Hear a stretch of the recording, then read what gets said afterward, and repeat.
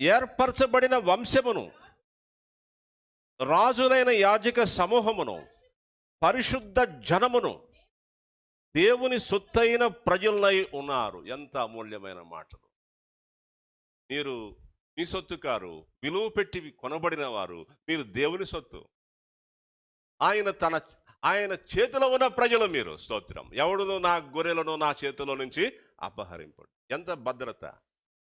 అమ్మా ప్రియ సహోదరుడ, సహోదరి, నీవు సామాన్యుడు కాదు, సామాన్యురాలు కావు. మన ఆధిక్యత ఎంత గొప్పదంటే ఆయన చేతిలో ఉన్నవారు మనం. ఆయన పరిశుద్ధ జనము, ఆయన యాజక జనము, ఆయన రాజరికపు జనము. స్తోత్రం. ఏర్పరచుకొనబడిన జనము. సోదరుడా, సోదరి, ఇదిగో ఎందుకు దేవుడు నన్ను ఆయన దయ, ఎందుకు మనల్ని ఈ ఆధిక్యత ఎందుకు ఇచ్చాడంటే ఆయన దయ. ఆయన దయను బట్టి మనకు జరిగినటువంటి విషయం. ఎంత ప్రశాంతమైన స్థితిలో మన జీవితాలు ఉన్నాయి. లోకం అల్లకొల్లోలంగా ఉంది, శాంతి సమాధానాలు లేవు.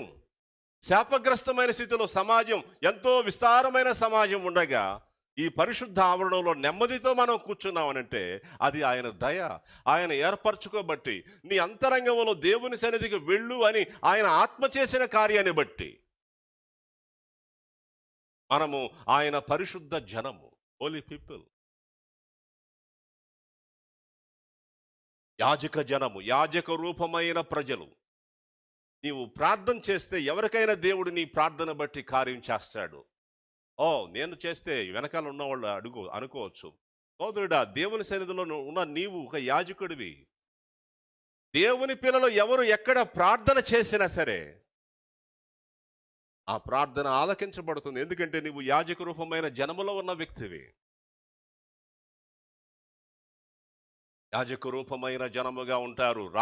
రాజరికపు జనము, పరిశుద్ధ జనం.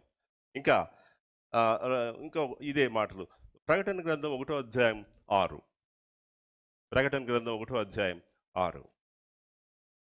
మనలను ప్రేమించుచు తన రక్తము వలన మన పాపముల నుండి మనలను విడిపించిన వానికి మహిమయు ప్రభావమును యుగయుగములు కలుగును గాక. మనలను తన తండ్రియగు దేవునికి ఒక రాజ్యముగాను యాజకులనుగాను చేసెను. చూసారా, మనము మన యొక్క అపరాధములు, దోషభరిత స్థితులన్నీ ఆయన తన రక్తముతో కడిగి పరిశుద్ధపరిచి యాజకులుగా, రాజరికముగా చేశాడు ఆయన తన దేవుని కొరకు.